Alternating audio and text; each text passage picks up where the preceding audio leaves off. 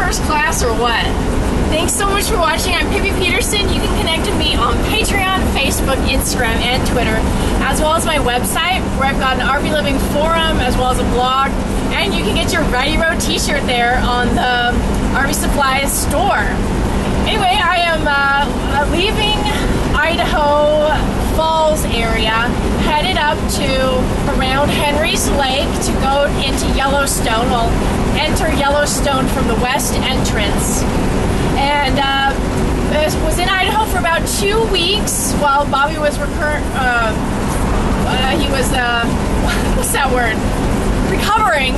from his twisted ankle. And man, I have to say I really like Idaho Falls. I didn't expect much.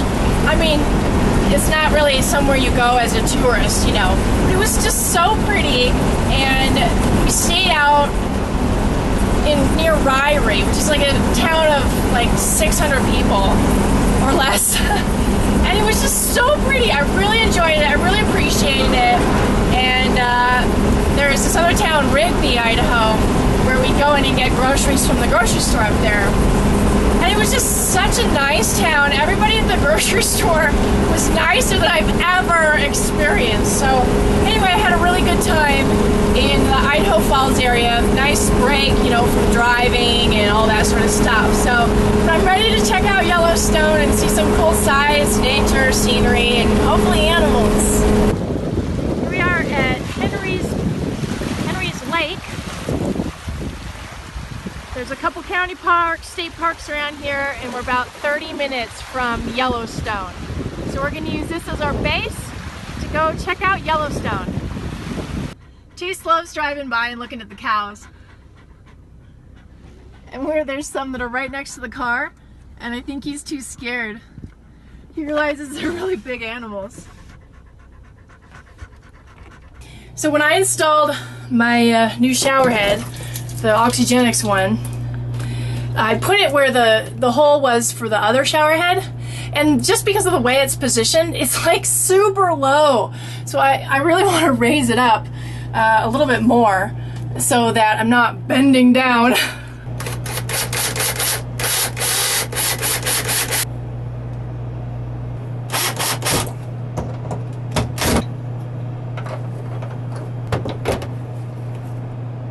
Aha!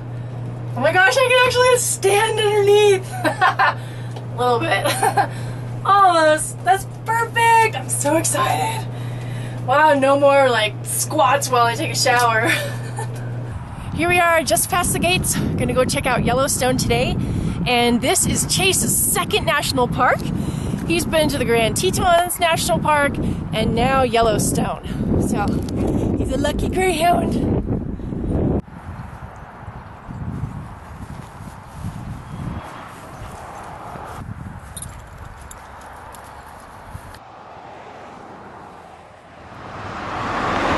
Those might be some female moose. There's some more on the other side of the trees. And then there were a couple laying down, but you can't see them from here.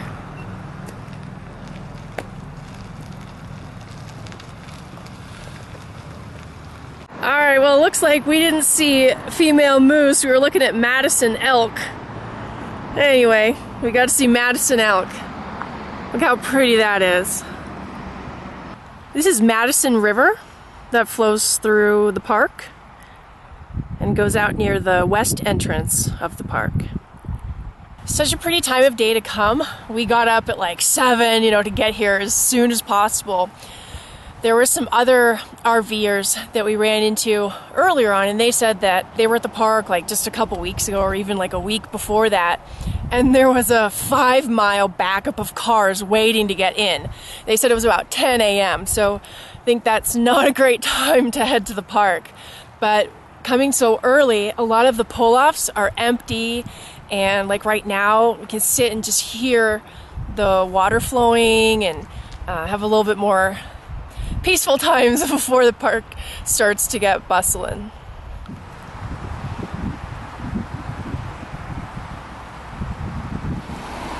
That is Mount Haines in the distance. There's some interesting, it looks like foam. There's some foam floating down the river. There's a sign out here, you're actually allowed to go fly fishing. It's pretty cool. Look how smooth the water's flowing down. So pretty.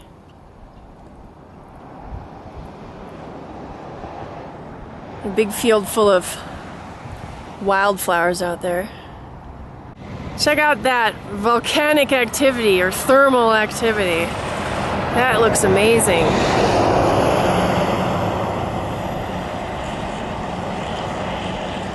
It's more across the street. We're driving through the trees and then suddenly we just came across these areas and you start seeing a smoke. Or I guess it's not smoke, it's steam. See, there's a little one over there. Steaming away. A geyser is just a hot spring, but to be called a geyser, water has to actually boil intermittently and steam. There are about 500 geysers in Yellowstone National Park, the majority of which are the only known ones in the world. There are over 10,000 thermal features in Yellowstone, which include those roughly 500 geysers, as well as steam vents, mud pots, and hot springs.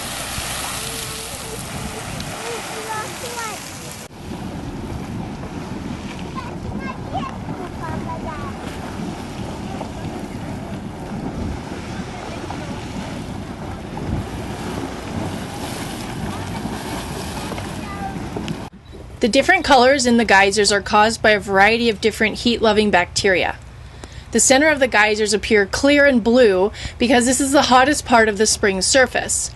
With temperatures ranging up close to 200 degrees Fahrenheit, not much can live in here, so you just get to see the clear water. But as the springs cool off as the water nears the edges, the temperatures drop gradually, allowing a small amount of organisms to form, mostly from bacteria that live off the gases.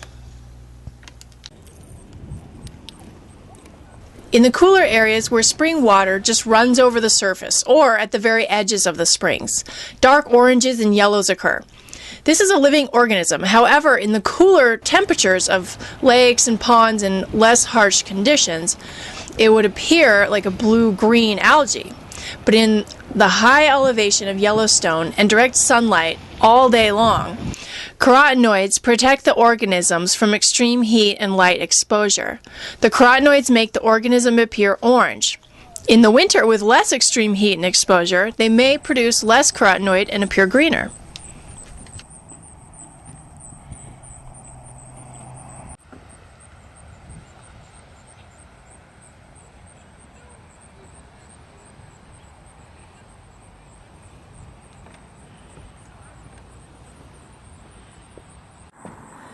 So as you drive around the park, you've got a bunch of different pull-offs, and at each pull-off there's different things to see.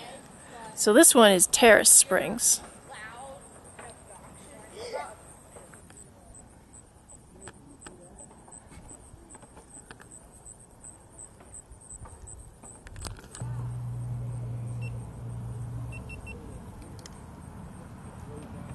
See how they just have boardwalks out? There's like a parking lot over there and then you can walk on these boardwalks. They got signs all over saying, you know, don't step off. I mean, you could easily step off.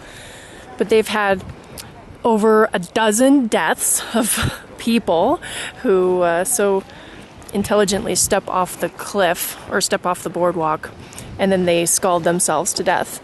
And then they've had over, or like hundreds of injuries where they just scald themselves. It's supposed to be good feng shui when water is flowing towards you. So soak up the good feng shui.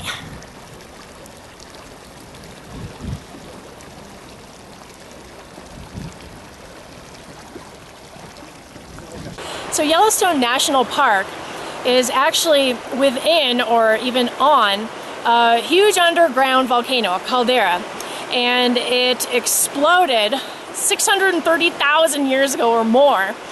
And it was so big that it sent ash all the way down to Texas. So as you drive around the park, all of these geysers and hot springs are evidence of all that thermal activity and, you know, volcanic stuff brewing underneath, literally.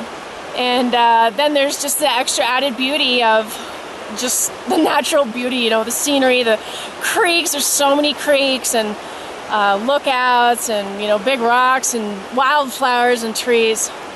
It's a really nice place to visit. Look at my little deer hanging out in his little grass nest. By the way, earlier I said that this is Chase's second national park.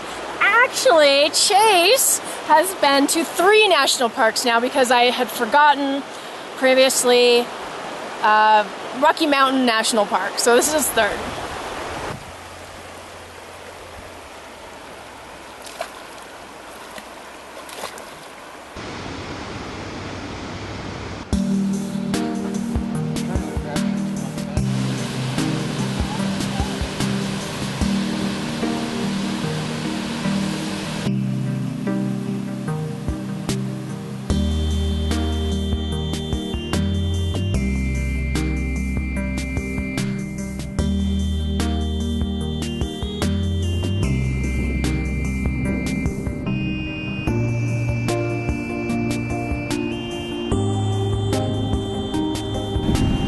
Look at all these people going up to the buffalo. They're so close.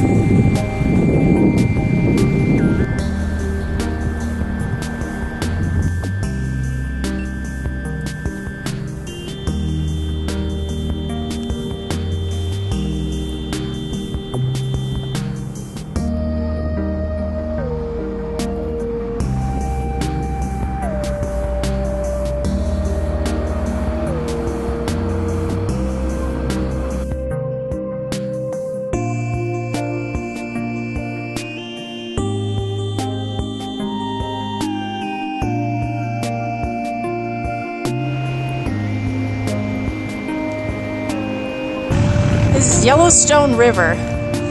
It goes down to the big lake in the park, which is called Yellowstone Lake.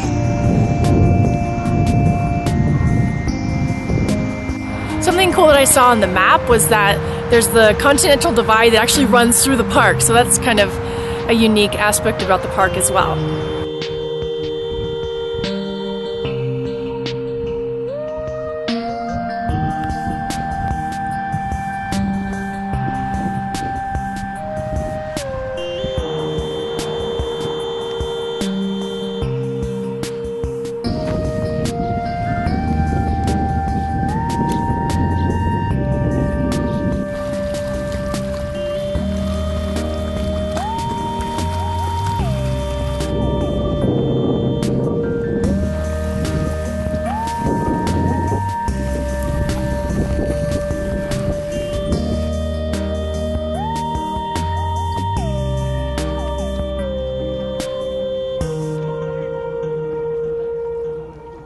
The park's high elevation of 8,000 feet above sea level allows the geysers to boil at just under 200 degrees. The depths of the springs are obviously much hotter. The hottest thermal system ever recorded in Yellowstone was 459 degrees Fahrenheit. Geysers erupt when steam gets trapped from underground boiling, heating the water column and pushing water out. Old Faithful is one of the most popular attractions in the park and erupts every 35 to 120 minutes. These are all the people waiting to see Old Faithful go up. There it is right there.